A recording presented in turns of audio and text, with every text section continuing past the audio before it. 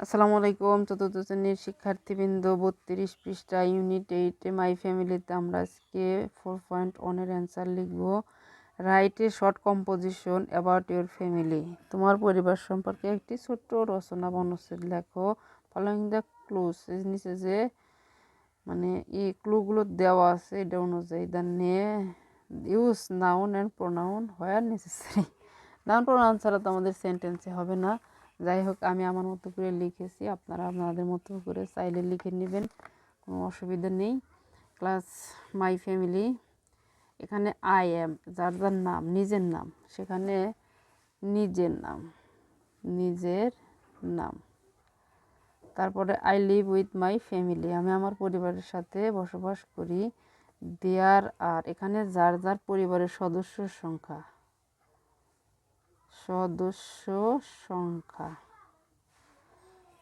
Members in my family.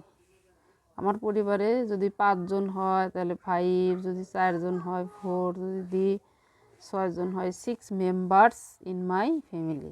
My family live in village, যদি ভিলেজে বাস করে আমরা, আমাদের পরিবার শহরে হলে শহরে লিখব, টাউন হলে টাউন লিখব, গ্রাম হলে গ্রাম লিখব, সিটি হলে সিটি লিখব, যেটা হয় সেটাই লিখব। 3টা এখানে আমি দিয়েছি, যার যেটা ইচ্ছা হয় সেখানে লিখবে। মাই ফাদার ইজ, এখন আমার বাবা কি করে? ফার্মার, কৃষক, ডক্টর নাকি ডাক্তার, টিচার না ড্রাইভার নাকি অন্য কিছু, বিজনেসম্যান, শপকিপার, দোকানদার, যেটাই হোক সেই অনুযায়ী এখানে আমরা লিখবো, যেটা ইচ্ছা সেটা। My father is, my mother, মায়ের ক্ষেত্রে আমাদের তাই। হাউস ওয়াইফ হলে, যদি হাউস ওয়াইফ হয় মানে গৃহিণী হয়, তাহলে আমরা হাউস ওয়াইফ লিখবো। যদি নার্স হয় নার্স লিখবো, ডাক্তার হয় ডাক্তার লিখবো, যদি অফিসে চাকরি করে তাহলে ওয়ার্ক ইন দ্য অফিস লিখবো।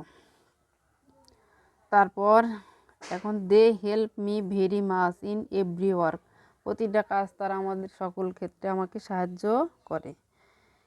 মাই গ্র্যান্ড প্যারেন্টস, আমার দাদা দাদি স্টে অ্যাট হোম, আমার দাদা দাদি বাড়িতে বসবাস আমাদের সাথে করে।